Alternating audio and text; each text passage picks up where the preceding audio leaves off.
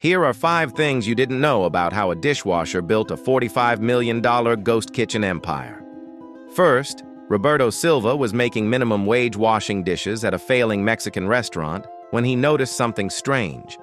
Nearly a quarter of all delivery orders were coming back completely untouched. Second, he spent 6 months secretly writing down exactly why these orders got returned. He discovered specific food combinations that traveled perfectly while others turned into soggy messes. Third, he convinced his boss to let him create delivery-only versions of their most popular dishes. These new recipes never got a single complaint. Fourth, he started running 5 different virtual restaurants from the same kitchen, each with different names and menus designed purely for delivery. Fifth, delivery platforms noticed his success and started paying him over $75,000 for consulting.